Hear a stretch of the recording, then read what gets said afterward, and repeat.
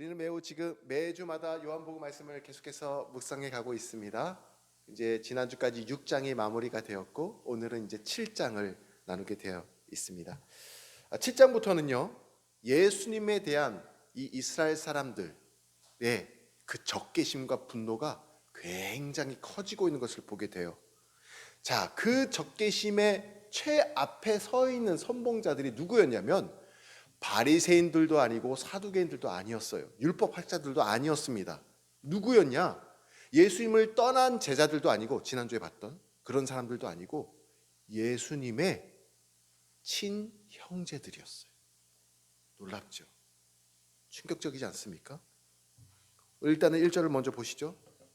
1절에 보시면 그 후에 예수께서 갈릴리에 다니시고 유대에서 다니려 아니하심은 유대인들이 죽이려 함이로라. 자, 예수님께서 지금 이 지역에 어디 계시냐면 갈릴리에 계신데요. 그런데 유대 땅으로는 가려고 하지 않으신대요. 갈릴리에 굳이 머무르고 계시대요. 두 지역이 소개되고 있습니다. 갈릴리가 있고 유대가 있습니다. 그런데 제가 몇 주 전에 갈릴리에 대해서 설교를 한번 한 적이 있었죠. 갈릴리는 어떤 땅입니까? 갈릴리는 솔로몬 왕 때까지 거슬러 가보면 솔로몬 왕이 아버지 다윗이 지으려고 했던 그 예루살렘 성전을 완공을 해요. 그런데 기술이 필요했거든요. 목재가 필요했거든요. 그래서 아버지가 미리 준비를 해놨어. 어디서? 저 북쪽에 있는 히람 왕에서 차관을 빌리고 목재를 빌려오고 기술자를 빌려왔어요. 자, 그럼 예루살렘 성전을 다 지었어. 그러면 이 차관을 어떻게 해야 될까요? 갚아야 되잖아요. 그런데 돈을 주기는 좀 그랬는지 돈이 없었는지 어떻게 했냐면 이 갈릴리, 지금 예수님이 계시는 그 갈릴리의 20개 성읍을 딱 떼가지고 히람 왕에게 그냥 바치는 거예요. 차관을 갚는 것을 대신해서. 자, 그래서 이 갈릴리는 어떤 땅이 되었느냐? 버림받은 땅이 그때부터 된 거예요. 그 곳에 살고 있었던 사람들은 하루아침에 통치권자가 바뀐 거예요. 자기의 의지와는 상관없이. 그리고 그 땅은 호수가 있었잖아요. 갈릴리 호수. 그러니까 수없이 많은 이방 민족들의 침략을 받았던 전략지였어요. 요충지였어요. 그래서 피가 섞여요. 혼혈이 일어나요. 이방민들의 신들이 같이 막 혼합돼서 살았던 곳이 이 갈릴리였어요. 그랬더니 무시받는 땅, 천대받는 땅, 버림받은 땅이 갈릴리였어요. 근데 예수님은 지금 그곳에 계시겠대요. 근데 유대는 어떤 땅이에요? 유대는 동경의 땅이야. 왜? 예루살렘 성전이 있는 곳이거든요. 예루살렘 성전이 있는 곳이기 때문에 모든 이스라엘 백성들은 그 땅을 다 동경을 해요. 2절에 보십시오. 어떤 상황인가? 왜 유대 땅으로 안 가려고 하셨을까? 그리고 왜 사람들은 그곳을 가려고 했을까? 자, 2절 보시면 유대인의 명절인 초막절이 가까운지라 설명하고 있어요. 초막절이 뭔데요? 유대 땅은 다 동경의 땅이라고 했어요. 왜요? 예루살렘 성전이 있으니까. 이스라엘의 3대 절기가 있는데 이 절기 때는 무조건 남자들은 특별히 모두 다 예루살렘 성전에 다 모여가지고 제사를 드리고 예배를 드렸어요. 하나님께. 그러니까 동경의 땅 아니겠습니까? 자, 그런데 초막절이 돼가지고 다 유대로 가려고 하니까 예수님 보고도 유대로 가라는 거예요. 누가? 형제들이. 예수님의 친형제들이. 당신도 유대로 가라고.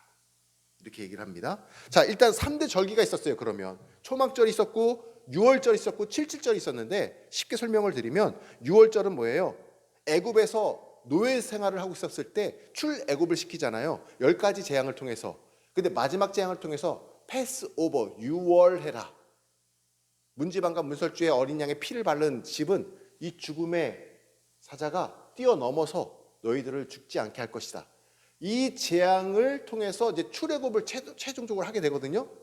두 손 두 발 다 들잖아, 애굽이. 자, 그때 패스오버한 이 기념, 너희들을 구원해 주신 것을 기념해서 6월절로 지키게 되고요. 7.7절은 뭐냐면 6월절이 끝나고 첫 번째 안식일 주일이 다가왔죠. 그때부터 7.7은 뭐예요? 구구단? 49예요. 7.7은 49 플러스 하나만 더하면 50일이 딱 되잖아요. 그때가 7.7절이에요.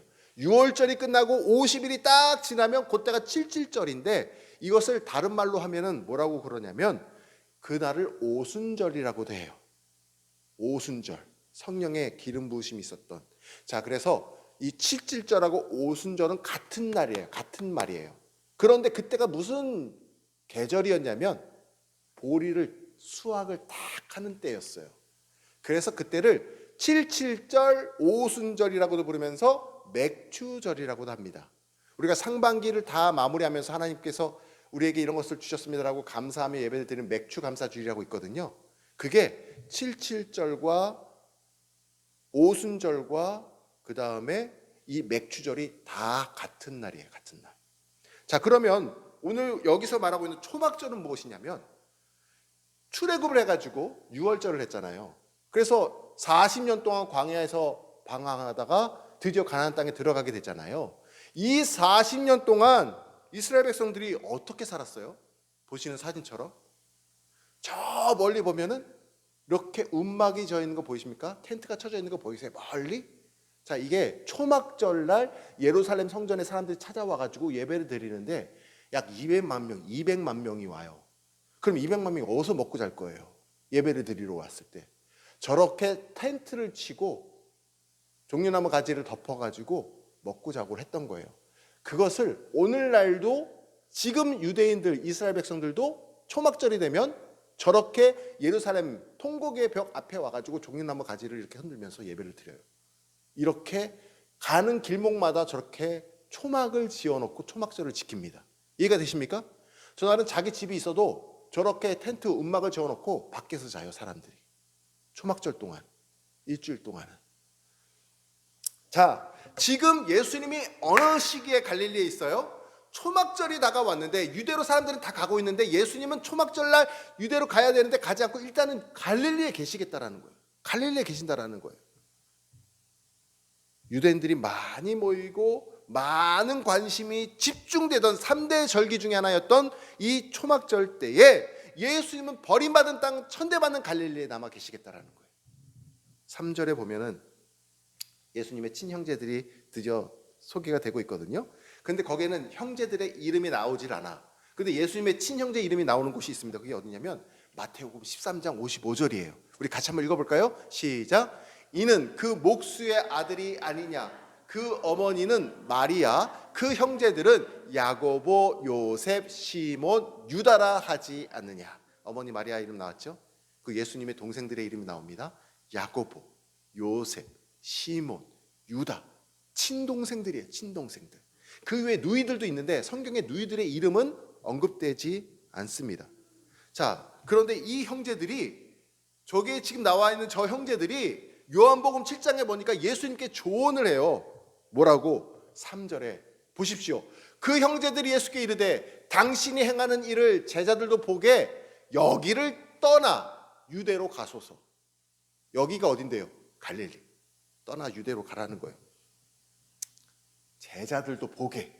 당신들이 하는 것을 제자들도 보게.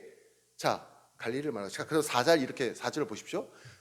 스스로 나타나기를 구하면서 묻혀서 일한 사람이 없나니 이 일을 행하려 하거든 자신을 세상에 나타내소서. 여기를 떠나가라는 이유가 뭐예요? 여기 나왔죠, 결과가.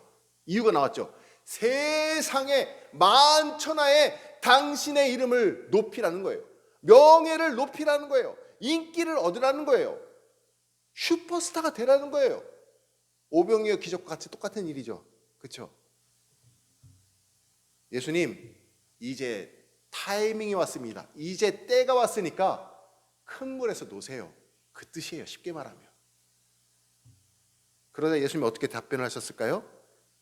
내가 이 갈릴리 이 작은 개척교회를 버리고 큰 교회로 갈 수 없다 이렇게 말씀하셨을까요? 6절 보십시오. 예수님의 답변입니다. 같이 읽어볼까요? 시작. 예수께서 이르시되 내 때는 아직 이르지 아니하였거니와 너희 때는 늘 준비되어 있느니라. 여기서 보세요. 8절에 보니까 6절에도 8절에도 마찬가지 이 얘기가 똑같이 반복이 되는데 내 때는 아직 이르지 못했다라는 거예요. 나의 타이밍은 아직 오지 않았다라는 거예요. 예수님도 예루살렘을 결국은 가실 것입니다. 가기를 원하셨어요. 왜? 아버지의 뜻이기 때문에. 무엇을 위해 예루살렘에 가기를 원하셨을까요? 지금 형제들이 말하는 것처럼 세상에서 슈퍼스타가 되기 위해서 가시는 걸까요? 아니면 이 땅에 보내신 하나님의 그 목적을 이루기 위해서, 저와 여러분의 그 죄값을 대신 지시기 위해서 십자가에서 온갖 고난을 받으시고 피를 다 흘리시고 죽기까지 우리를 사랑하기 위해서 예루살렘에 가시기를 원하셨을까요? 예수님께서 그곳을 가시려는 목적은 우리와 달랐어요. 형제들과는 달랐어요. 그런데 그때가 아직 이르지 않았다는 거예요. 그 타이밍이 아직 이르지 않았다는 것입니다. 예수님은 3년 동안 이 공생의 사역을 하시고 십자가를 지시고 돌아가시거든요. 부활하시거든요. 근데 이 3년 동안 예수님께서는요, 3번의 유월절과 딱 한 번의 초막절을 예루살렘에서 보내시게 됩니다. 그리고 마지막 3번째 유월절을 보내러 올라가셨을 때 십자가에 달려서 돌아가시게 되죠. 그런데 지금 이 초막절은 어떤 타이밍이 아니에요. 어떤 때가 아니에요. 3번째 유월절을 맞이했을 때 십자가에 달려 돌아가셔야 되는데 아직 그 타이밍이 아닌 거예요. 그러니까 예수님은 너희 때와 내 때가 다르다라고 설명해 주고 있는 것입니다. 그런데 사람들은 뭐라고 얘기해요? 슈퍼스타가 되기 위해서는 지금 가라는 거예요. 지금 200만 명이 모여 있으니까 지금 가가지고 당신의 그 기적의 스토리들을 베푸시고 들려달라는 거죠. 예수님께서 이 땅에 오신 목적 때문에 지금 가실 수가 없는 것이고 더 좋은 타이밍을 예수님께서는 기다리고 계신 거예요. 자, 이게 중요합니다. 하나님의 시간표하고 내 시간표가 서로 다른 것을 우리가 많이 보게 돼요. 하나님의 때와 내 때가 맞지 않는 것을 많이 보게 됩니다. 거기에서 우리의 인생의 갈등이 시작되는 것을 보게 돼요. 왜 나는 이 타이밍에, 이 때에 이런 어려움과 고난이 찾아왔을까? 내 시간표와 하나님의 시간표가 다르다는 것을 우리는 인식해야 합니다. 그리고 우리는 그 순간에 내 시간표의 포커스를 하나님의 시간표의 포커스로 조정해야 돼요. 조율해야 돼요. 거기로 맞춰야 되는 것입니다. 하나님과 우리의 시간표가 다르다는 이유로 7절에 보면 이렇게 얘기를 해요. 세상이 너희를 미워하지 아니하되. 누구를 미워하대요? 지금 누구를 미워한대요? 시간표가 서로 다르다고, 때가 서로 다르다고 세상이 지금 예수님을 미워한다라는 거예요. 이 이야기가 결국 우리 이야기가 될 수 있습니다. 저와 여러분의 이야기가 될 수 있어요. 하나님 왜 이때입니까? 하필 왜 저입니까? 이런 고백이 예수 그리스도를 미워하는 그들의 모습과 똑같은 우리의 모습이 될 수 있다는 것입니다. 예수님은요, 사람들의 시간표대로 움직이지 않으셨습니다. 출세지향적이고 성공을 따르는 그 의도에 올라가지 않으셨어요. 그러나 3번째 유월절을 맞이하였을 때 예수님께서는 예루살렘에 오르셨습니다. 그 이유가 무엇이에요? 나의 죄를 대신하여 죽으러 가시기 위해서 오르셨습니다. 예수님은 철저히 하나님의 때에 하나님의 목적에 따라서 그분의 길을 따라 가셨습니다. 이것이 중요합니다. 다시 말씀드려요. 이것이 중요합니다. 내 때가 아니라 하나님의 때에 하나님의 목적에 따라서 내가 걸어가고 있는가가 중요합니다. 지금 여러분은 누구에게 포커스를 맞추고 살아가고 있습니까? 나에게 시선을 맞추고 있습니까? 아니면 하나님에게 포커스를 맞추고 하나님의 때에 하나님의 타이밍에 하나님의 시간표에 맞추어서 내가 따라가고 있습니까? 우리는요, 가만히 생각해 보면 예수님의 형제들처럼 작고 천대만든 이 갈릴리와 예루살렘 성전에 있는 큰 유대처럼 늘 작은 것과 큰 것을 놓고 비교하며 살아가고 있는 것 같아요. 이 패러다임에 우리가 갇혀서 살아가고 있습니다. 그런데 잘 들어보십시오. 하나님께서 보시기에는 큰 것과 작은 것, 우리가 생각하는 큰 것과 작은 것이 하나님께서 보시기에는 다 작은 거예요. 만주의 주가 되시고 천지를 창조하시고 전능자신 하나님 앞에서는 우리가 아무리 발버둥치고 있는 그것들이 다 작게 여겨져요. 우리에겐 그것이 너무나 큰 것처럼 여겨질지라도 성공지향적으로 물질 만능주의에 우리가 쫓아 살아가고 있다 할지라도 하나님께서 보실 때는 점 하나에 불과해요. 우리가 하나님의 때에, 하나님의 시간표에 맞추어서 우리가 그분을 따라가는 저와 여러분 되시기를 간절히 소망합니다. 조금 전에 우리가 찬양한 가사가 있어요. 뭐예요? 주님 말씀하시면 내가 나아가리다. 그것이 넓은 길이든 그것이 좁은 길이든. 또 이렇게 찬양했어요. 주님의 뜻이 아니면 내가 멈춰 서리다.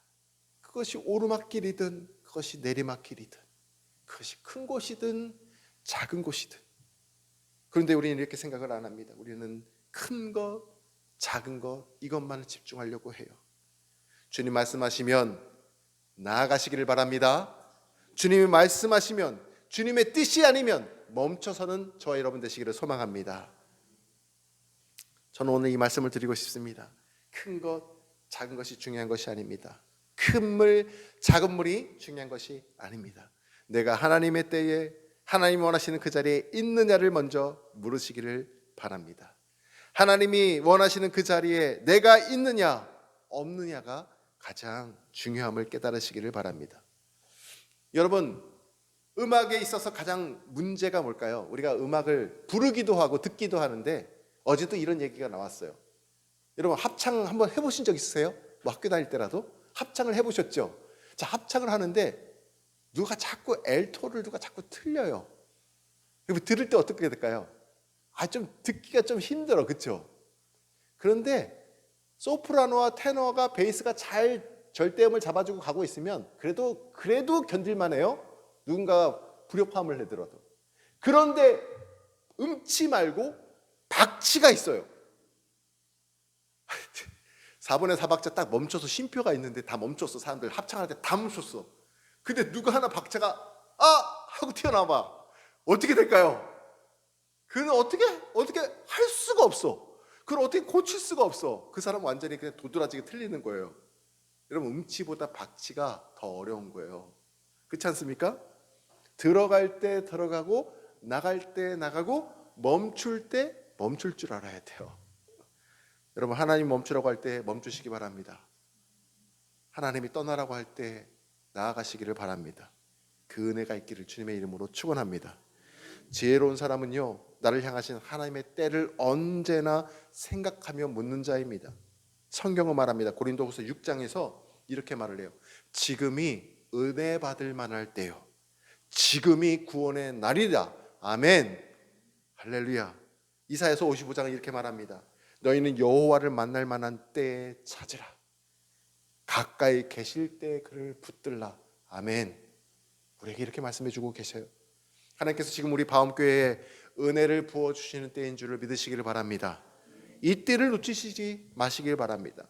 모이기에 힘쓰시고 기도에 힘쓰셔서 하나님의 은혜를 부어주실 때 그 자리에 함께 머물러 있기를 간절히 소망합니다. 말씀을 맺기 전에 다시 본문으로 돌아와서 아까 예수님의 형제들 얘기를 했죠. 슈퍼스타가 되라고 예수님을 떠밀어서 더 예수님에 대한 어떤 공격을 많이 낳게 만든 장본인들이 형제들이라고 했잖아요. 그 형제들이 어떻게 됐을까요? 기억나세요?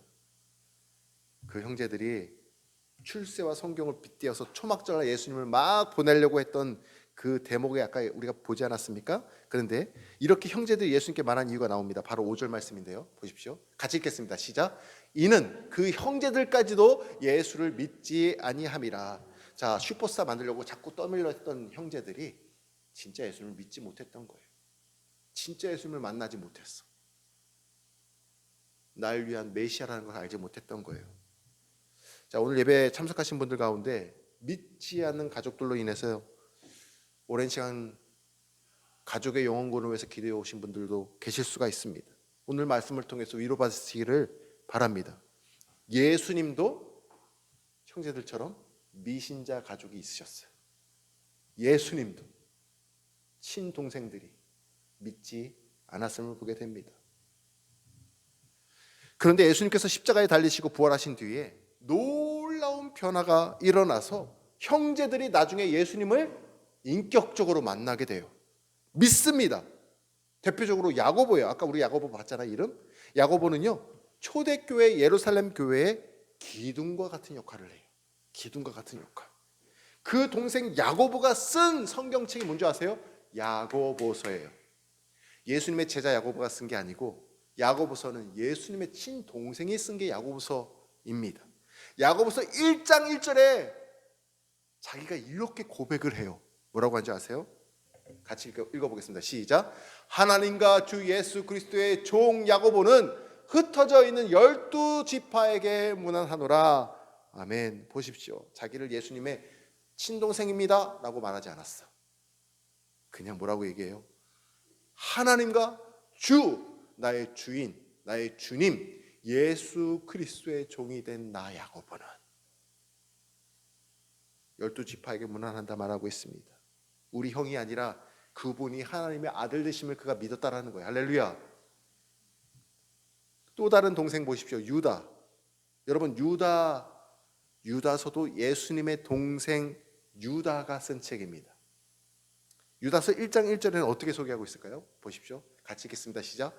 예수 그리스도의 종이요 야고보의 형제인 유다는 부르심을 받은 자 곧 하나님 아버지 안에서 사랑을 얻고 예수 그리스도를 위하여 지키심을 받은 자들에게 편지하노라. 아멘. 보십시오. 여기도 마찬가지죠. 예수 그리스도의 종이라라고 자기의 신분을 밝히고 있는 것을 보게 됩니다. 예수님의 형제가 아니고 야고보의 형제인 나는 예수 그리스도의 종이다라고 말하고 있는 것을 보게 돼요. 혹시 우리 중에 미신자 가족을 위해 기도하고 있지만 아직도 아무 응답이 없는 것 같아 낙심되시는 분 계십니까? 오늘 이 말씀으로 위로받으시기를 바랍니다. 하나님의 때에 하나님의 방법으로 가족의 영혼 구원을 반드시 이루실 줄을 믿습니다. 하나님의 때가 되었을 때에 그들의 입에서 예수님이 나의 구주요 나는 그분의 종이라는 이 고백, 놀라운 신앙의 고백이 나타나게 될 줄을 믿습니다. 여러분, 오늘 말씀을 맺으면서 큰 것이냐 작은 것이냐가 중요하지 않습니다. 하나님의 때가 중요합니다. 내 때가 아닌 하나님의 때에 모든 포커스를 맞추십시오. 하나님의 때를 생각하고 하나님의 뜻을 언제나 기도로 구하여서 주님이 말씀하시면 나아가고 주님이 멈춰서라고 하면 멈춰서는 저와 여러분 되시기를 주님의 이름으로 축원합니다. 기도하겠습니다. 사랑하는 성도 여러분, 우리 인생의 모든 갈등은 내 시간표와 하나님의 시간표가 다르기 때문에 어려움을 발생하는 것을 보게 됩니다. 우리는 내 시간표에서 하나님의 시간표로 포커스를 옮겨가야 합니다. 지금 저와 여러분은 누구의 때에 포커스를 두고 살아가고 있습니까? 출세와 성공만 바라는 내 때가 아니라 하나님의 때, 하나님의 뜻을 날마다 구하게 하셔서 주님 말씀하시면 나아가고 주님이 멈추라 하시면 멈춰서는 자가 되게 하여 주옵소서. 함께 기도하겠습니다. 아버지 하나님 감사합니다. 아버지 하나님 감사합니다. 주님께서 말씀하시면 내가 나아가기를